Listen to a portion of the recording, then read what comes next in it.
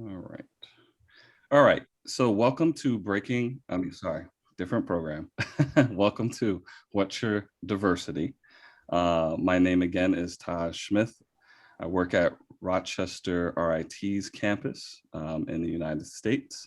I welcome all of the different folks we have joined from across the world today, particularly from our Croatia and Kosovo campuses in particular. We've got a few others sprinkled out throughout.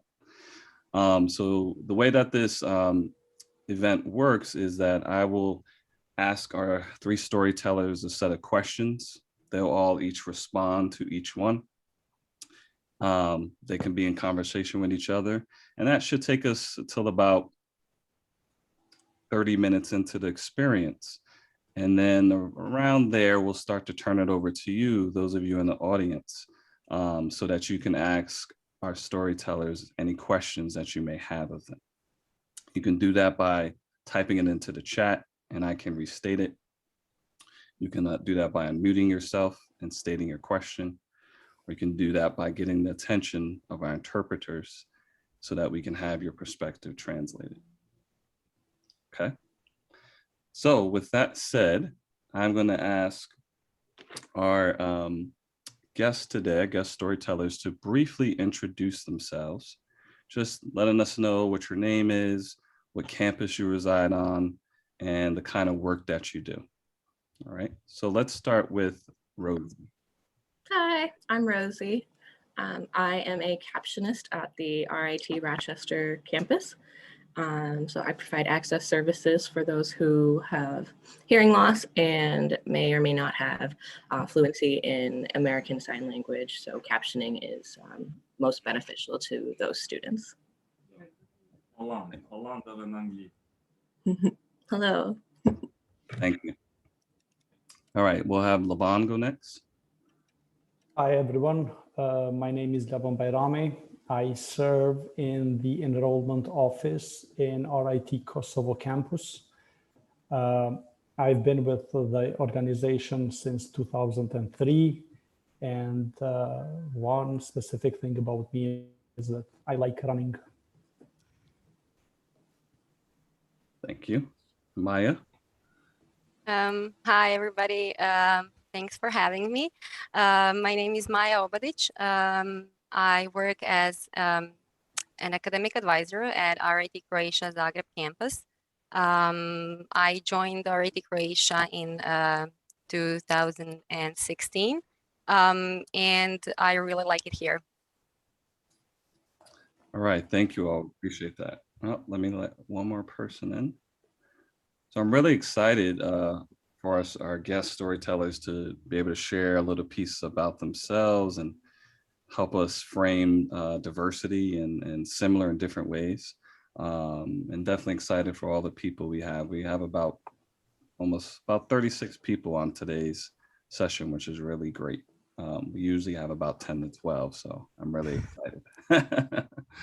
All right, so I'm going to turn it over to them. And so the first question I would like for you all to answer is, tell us a little bit about your home and how home compares to where you reside now, if that happens to be a different place. Okay. Now I recognize home might be complicated for folks because you might have lived in many places. So I'll allow you to define that, for yourself. So anyone can start. We don't have to go in the same order. Maja. Thank you, Lavon. Always a gentleman. Okay, so I was born in Zagreb, which is the capital of Croatia, and I lived there for the first 5 years of my life. And then my family moved to Velika Gorica, which is a town near Zagreb. And I have been living here since then. And because my town is just like 30-minute drive away from Zagreb, I've never had to move in order to, let's say, go to college or get a job, because people here just commute to the capital. It's very near. So there was no need for me to move. It was just easier for my family to, live outside the city, but still be near it and have the opportunity to, for us to go to school, to college, and eventually get a job in Zagreb. So Velika Gorica has been my home for the past 35 years. And I do like it here because it's less crowded than the big city, but still very near the capital. So you can get anything you need in just like a 30-minute drive. I didn't have the opportunity to live anywhere else, apart from traveling. But like living per se, I've never had an opportunity to live anywhere else but Croatia.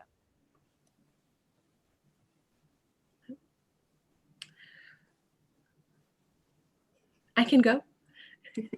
Home for me is the northwest suburbs of Chicago. I was born and raised there, spent my whole life there. When I went to college, I went all of 25 miles away to the actual city of Chicago. That was quite a jump. And then I moved here to Rochester, New York, about a year and a half ago. It feels like less time because I was really only here for about 6 months before COVID hit and we were all shut down. So it's still a very new environment to me. But when I think of home, I don't necessarily think of like the house that I grew up in Chicago. Like, yes, I do, but it's not like the main thing. When I think of home, I think of where do I feel the most, the biggest or largest sense of belonging. And for me, that happens to be somewhere where there's a big deaf community. That's because I'm a CODA. That means child of deaf adults. But more than that, I'm not just a CODA. It's not just that my parents are deaf. It's that my grandparents are deaf, my aunts and uncles are deaf, my siblings are deaf, my nephew is deaf. Everybody is deaf. So being within the deaf community is something that is where I feel the biggest sense of belonging. And that's kind of how I define home to be. Okay. So I call two places home. The first one is Pristina, where I currently reside. It is the place where my family moved to when I was a child and where I continue living. This is the place where my family, friends, and work are, and this is the place which makes me feel comfortable living. My second home is a place called Prešev, which is about 60 miles far from Pristina. That is where my parents come from, and I consider it as my second home because of the influence this place had in me while growing, because of the good experiences I have had over there during my summer days that I've spent there, and then because of the strong relations that I've created with my extended family and childhood friends that exist to this day. So visiting this place, even though I'm not living anymore over there in Prešev, it still brings all these good memories that I've had as a kid. But I feel they're comfortable as much as I do now in Pristina. Thank you all. Appreciate that. So the next question is going to ask you to define diversity. So would you mind sharing your version of that and perhaps how it might have changed over the course of your lifetime, or perhaps it's remained the same?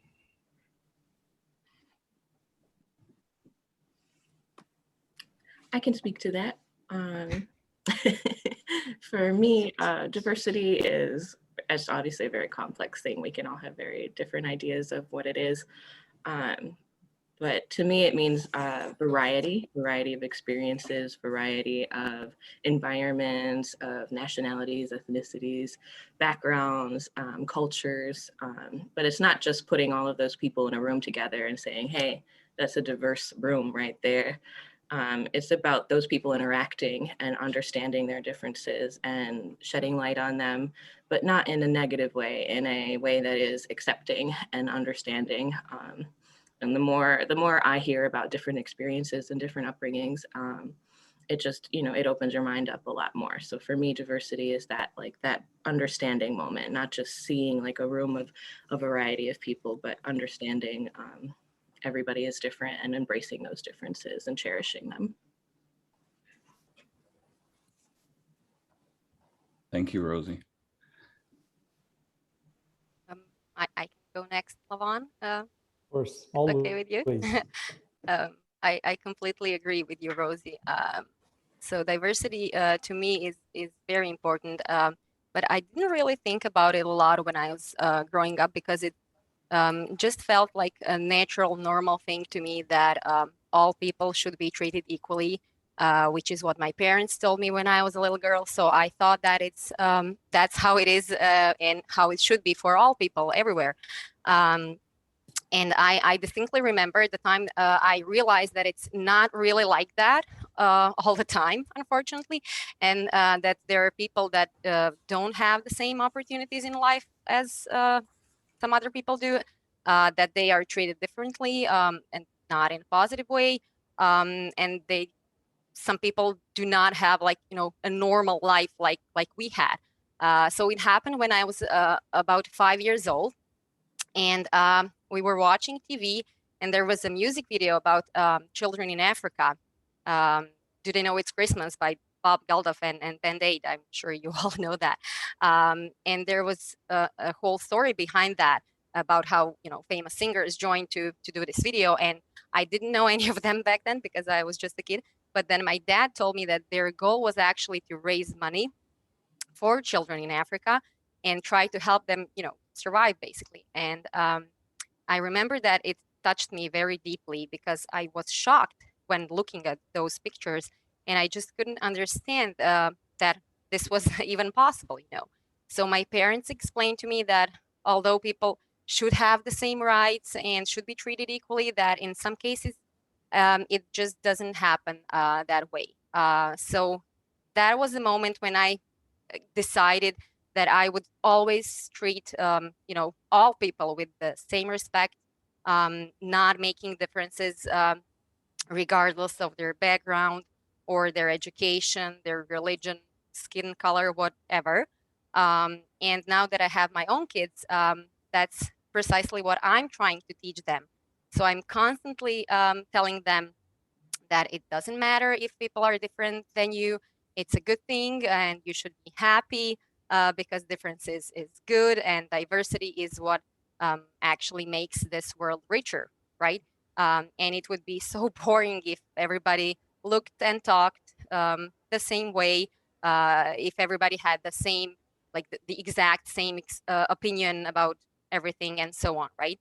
And I keep telling my kids, don't ever forget that people are meant to be different, but should be treated equally and have the same rights, regardless of their heritage or skin color or whatever, right? And I'm happy to say that my kids really believe in that. They really feel that way. And, in Croatia, we don't really have a lot of diversity in terms of ethnicity and race, but we can teach our kids how diversity matters when using examples such as when people are of different religion or maybe not religious at all, or when people are disabled, or I don't know, like single parents or people who have different sexual orientation and so on. So I think that diversity can be taught and should be cherished in a lot of ways. And that's kind of the rule I try to live my life by and teach my kids well. If I can interject, I'd actually like to respond to Maya a little bit, if that's okay. So hold on for a second, Rosie. I want to make sure the interpreters are Sure. straight. Oh yeah, perfect. All right, go ahead, Rosie. Okay. Maya, I really liked how you brought up that, growing up, diversity was not something that was really talked about. That's the same for me. I'm multiracial, but for a very long time, I let how people view me decide how I define myself.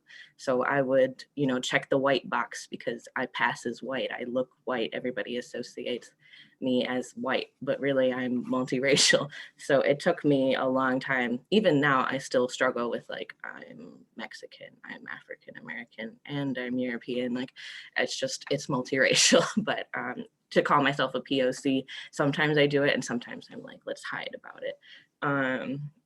So yeah, it's definitely important to keep talking about diversity. I think we're doing it more and more now, but definitely with our children. So I really applaud you doing that, taking the time, especially when there's not visible diversity necessarily in your day-to-day life, because in my childhood, like I grew up in an Eastern European neighborhood, so a lot of white people, but you know, they were Polish and Russian.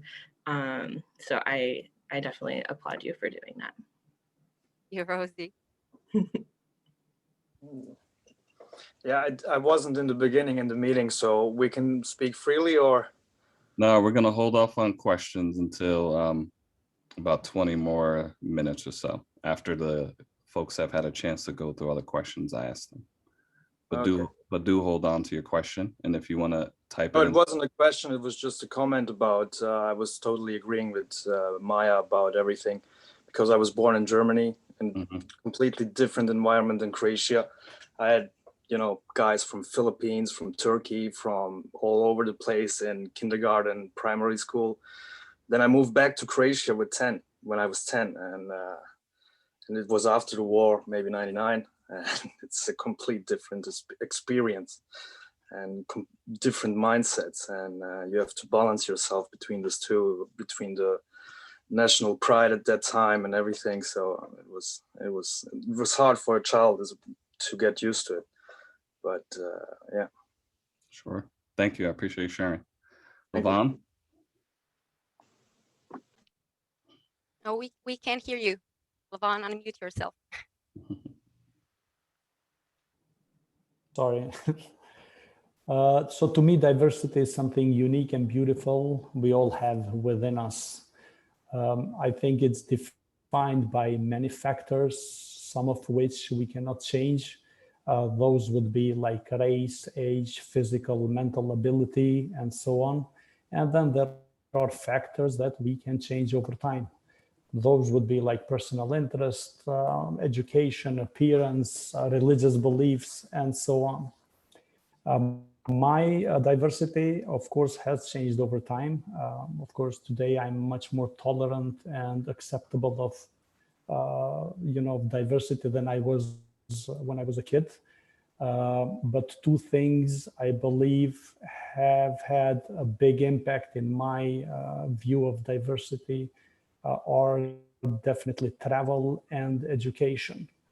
The more I traveled, and the more I travel today, immediately somehow my perspective on diversity changes.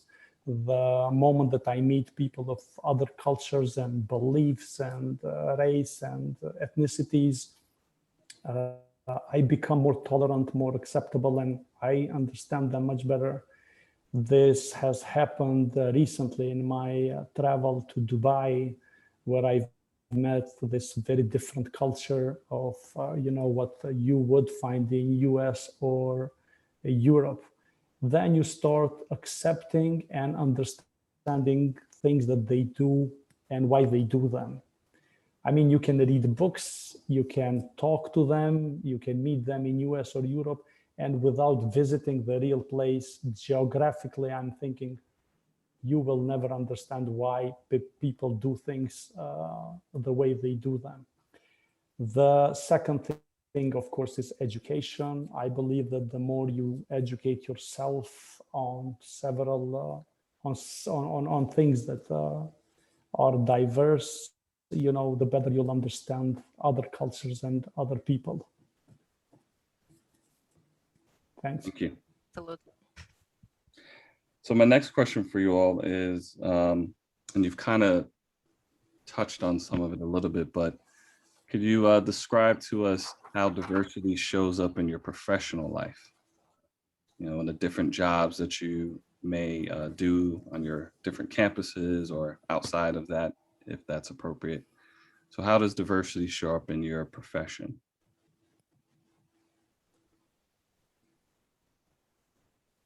Rosie, you go first.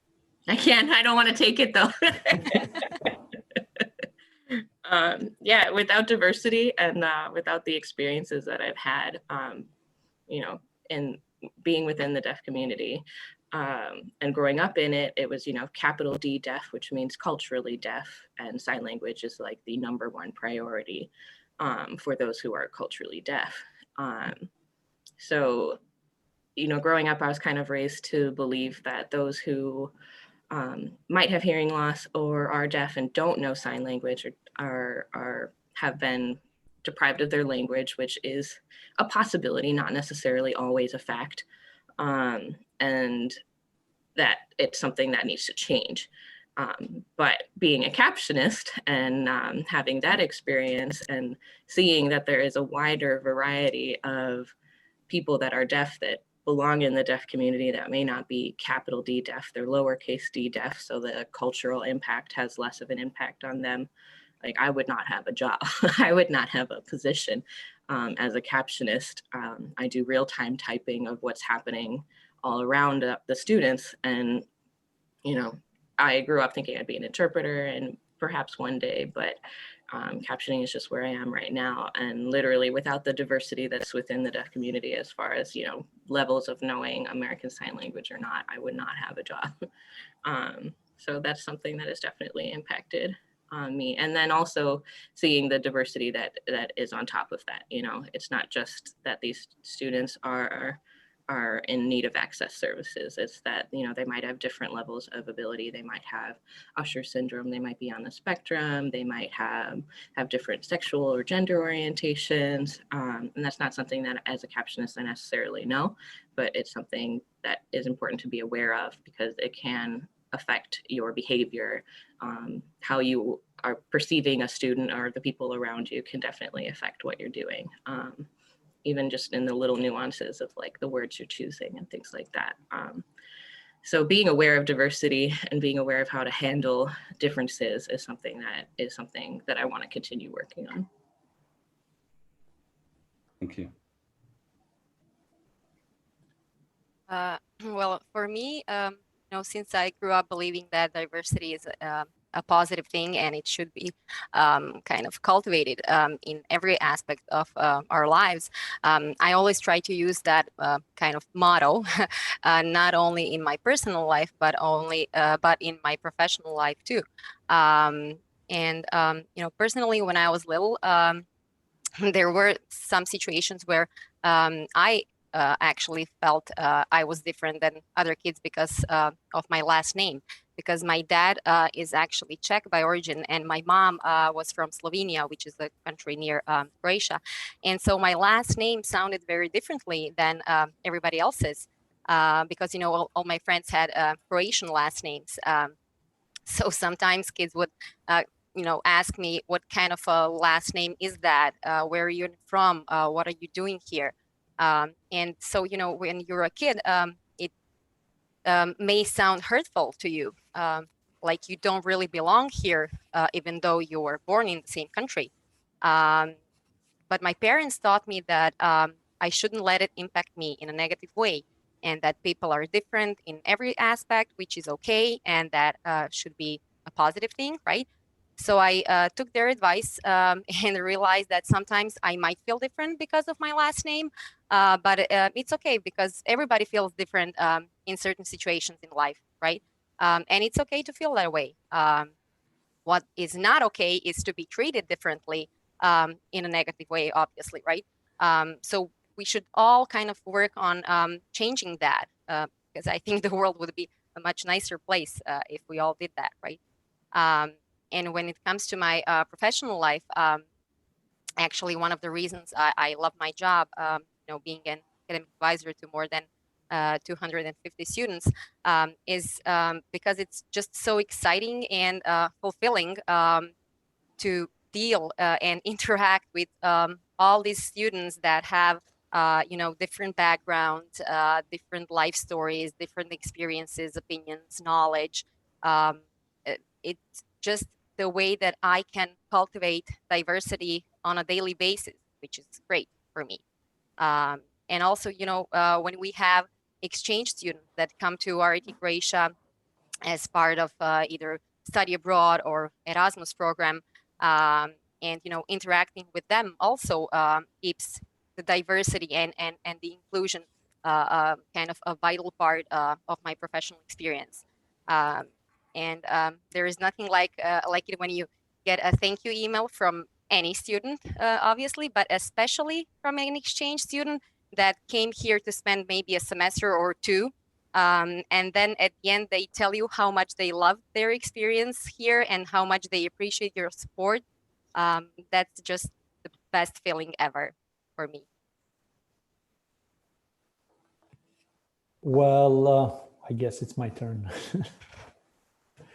uh, how has diversity impacted my personal and professional experiences?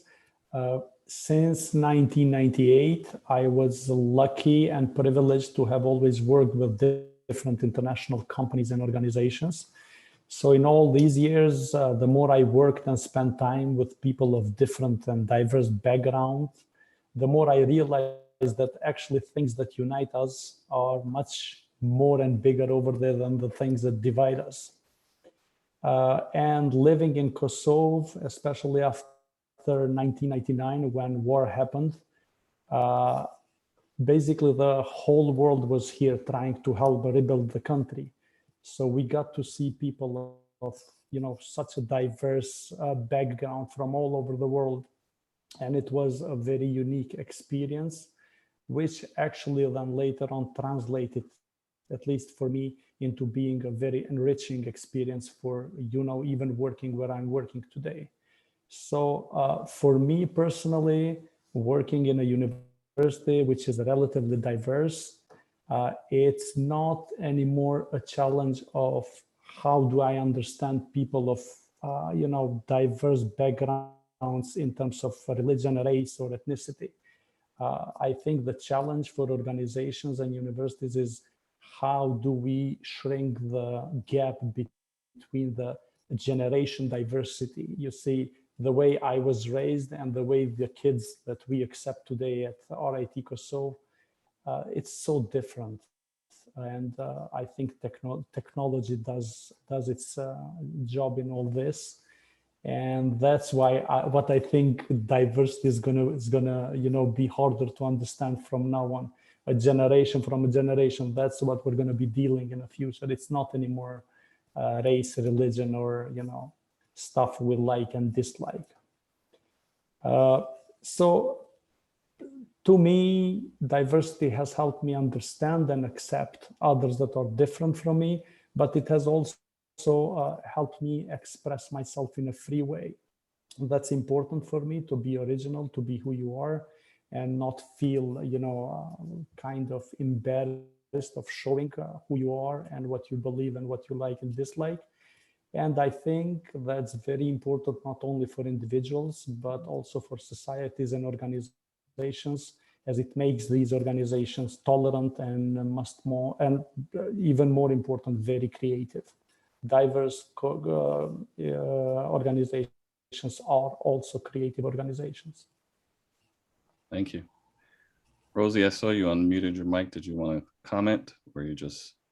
Oh, my nephew was upstairs crying, so Okay. I thought I would save him all the pain Right. of hearing that. Appreciate that. But yeah, I did really like what you had to say about the generational differences and diversity between the two, and not even generational. Like from my childhood experience to my teen experience to what I'm experiencing now and what I will experience in the future. There's a lot of little things to unlearn, and they're things that you think you thought were truth and fact, and now we're all having to challenge ourselves and our own beliefs a lot, I find. Thank you.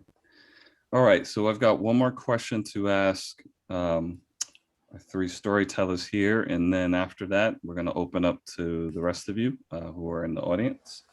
So feel free again to submit your question in text format in the chat, and I can state it, or you can raise your hand. We use the hand raising feature for Zoom, and we can eventually call on you. Okay. So my final question for you all is, can you offer us some resources? Those of us who are here today and those who will eventually watch this recording, any resources you personally use to better understand diversity or better understand some of the diversities that you relate to or that you grew up with or that you're surrounded with now. Those resources could be books, podcasts, Netflix shows, other streaming service shows, activities like travel, when COVID's over, Any of those things. So if you each could at least offer us two, that would be great. Mine were all related to deafness. So if you wanted to learn more about, the deaf community and all of the people that make a part of the deaf community, I recommend watching something called The Daily Moth. It's a YouTube news channel done by a deaf reporter. It's been going on for years now. It's a really amazing resource. I rely on it to actually improve my ASL vocabulary. And then dpan.tv, it's Deaf Performing Artists Network.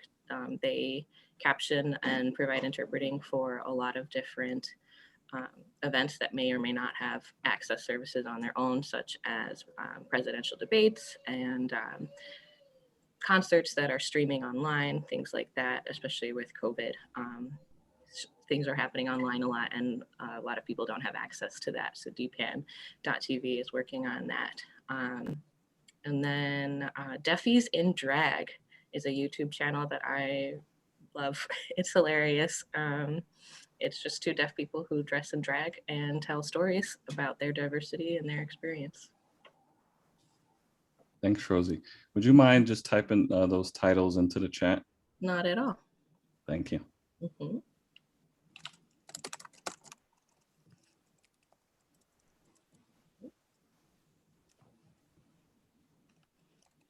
Maja. Okay, Or I can go next. Okay. Well, obviously, traveling can really broaden everybody's experience on diversity.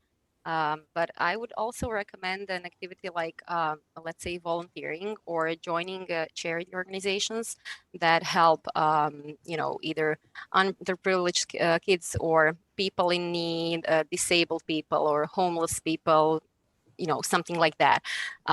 For example, the thing that I find really fulfilling is connecting to this charity organization from Zagreb that helps children in Kenya, Africa, by providing them with food and shelter and education. And I also involve my kids in that, and they really love it. So by joining this organization, I learned that we can embrace diversity not only in our own environment, but also by touching lives of people that live miles away, but still need help in terms of maybe having a chance to live a normal life. And when you see the positive impact you have on somebody's life, and you know that by doing so you actually continue to cherish diversity and inclusion, that's just amazing. And we should all be open to different cultures and people whenever and wherever we can. So when you cultivate diversity in your everyday life, it really helps you grow as a person. I know you mentioned movies. I don't really have a lot of free time, because of the kids and the full-time job and everything. But I really like an Italian movie from 1997. I don't know if you can watch it on Netflix, but if you can find it, please do. I'm sure you like it. It's called Life is Beautiful, La Vita è Bella, by Roberto Benigni. So it's an Oscar-winning movie about a Jewish person who lives in Italy in the early 1940s, when the World War II was about to start. And he lives a normal life with his family. He has an uncle and a wife, and they have this beautiful little boy who was like 4 or 5 years old. And then when the war starts, they are actually deported to the concentration camp, which is obviously just awful experience. But he uses humor and this amazing imagination to try to protect his son and to keep him alive, but also to try to keep his own sanity in that craziness. So it's just a wonderful movie that shows how people should not be treated because they are, different. You can learn really a lot from this movie. So if you can get it on Netflix, please watch it. It's really moving. I'm sure everybody will like it. Thanks, Maja. Would you mind typing that title and the director's name? Oh, sure, sure. That. Sure. Thank you. Okay, so of course, my suggestion is also travel, but I would just like to add to it a little bit. I like to call it travel for experience. And to me, this means when you travel, try to escape chain hotels and chain food restaurants. So go hunt for local accommodation, local restaurants, and meet locals. I call it do it like locals. And another tip that kind of always gave me a special experience is that before traveling, reading a book about that place and the culture from, let's say, one of the famous authors of the country you're visiting has always been very special and makes that experience more enhancing. Easy things to do in terms of diversity that we can just go on internet. I would suggest follow on Facebook Nas Daily. It's this guy that presents 1-minute shows and stories from all over the world. It's amazing. A documentary I like a lot is The Story of God, Morgan Freeman. You can find it in Netflix. In terms of music, I suggest you listen to Wobbly World. You'll find it in YouTube.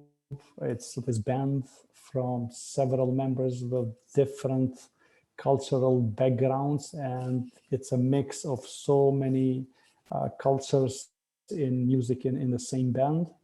And last but not least, I'd say that if you decide to visit Albanian world, which is Kosovo, Albania, and Macedonia, 3 countries here in the region, read the book Broken April of our famous author Ismail Kadare, and then try to visit us during August, because I'll make sure you go to one of the most famous festivals that happens here, and it's very famous worldwide now, called DokuFest. It happens in the most beautiful town of Kosovo, which is called Bajrami. So that's my 2 cents into, what can you do for diversity? Thank you.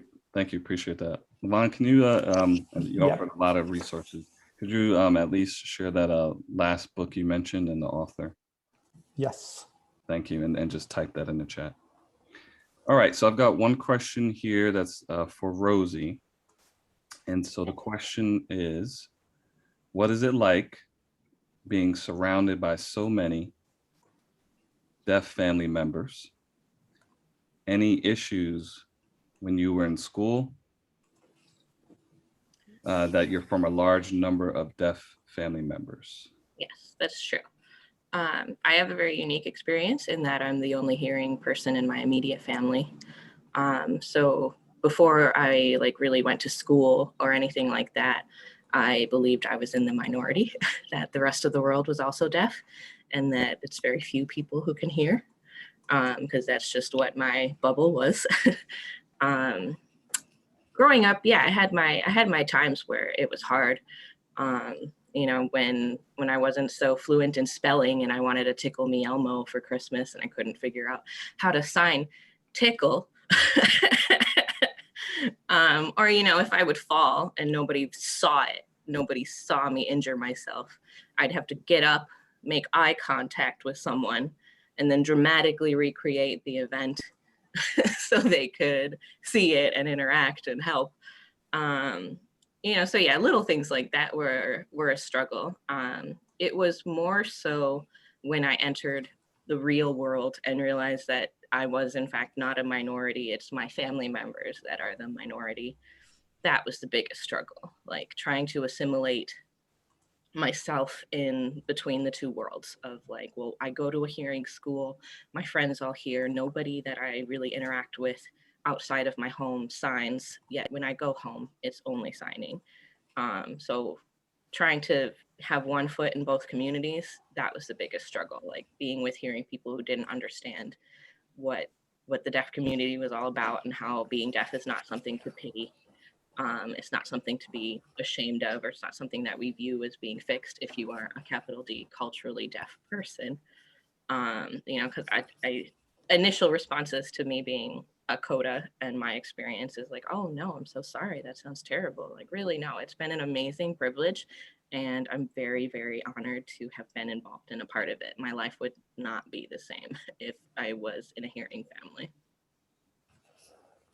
Thank you for sharing that. And as I'm, I've only been working at RIT Rochester for about 2 years, so I'm still learning about the deaf and hard of hearing community. But one of the things you made me think about is as a hearing person is like, yeah, the time where you fell, right?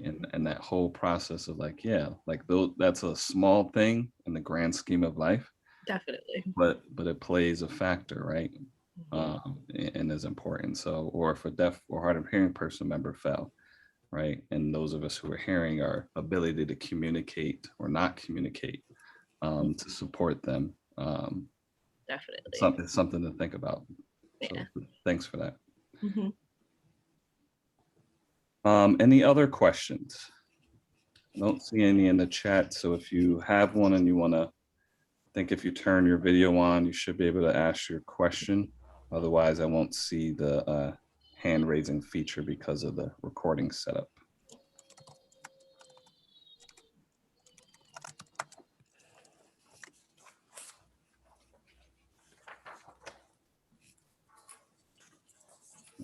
Don't see any yet.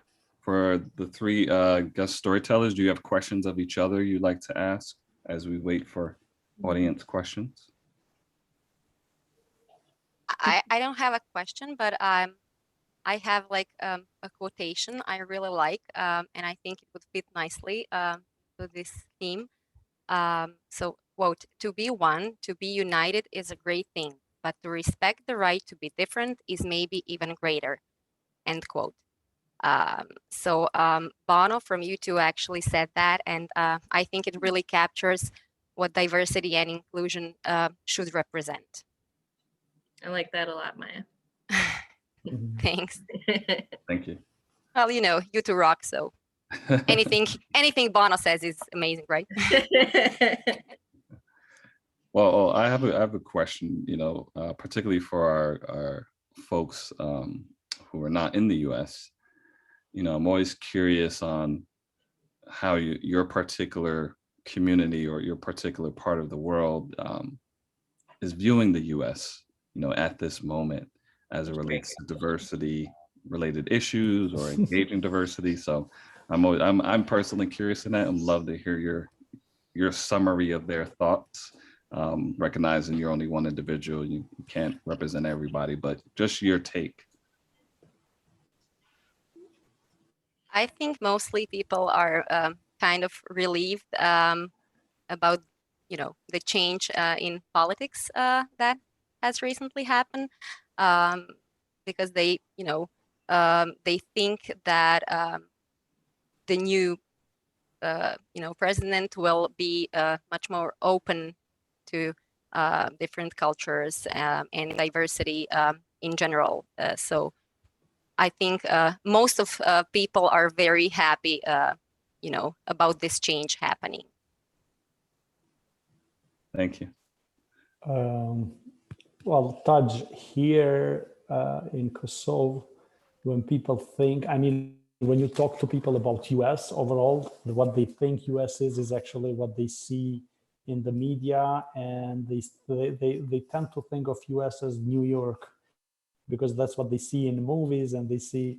So they don't, most of people that have not ever visited US kind of do not understand US. I cannot imagine actually how big of a country it is, because here in Europe, countries are compared to countries in US, but also US as a whole, they're so small, so they just cannot perceive how big it is and how diverse it is. They see movies and then they see social media, and that's their take into what US is. So it's they follow politics just because of US being very influential worldwide in politics, especially in countries here in the region. And I must say, so many were happy because of the recent changes over there. But other than that, it's not that people know how it functions as a country. It's, it's just very difficult to, again, it's difficult to understand the place without ever visiting it.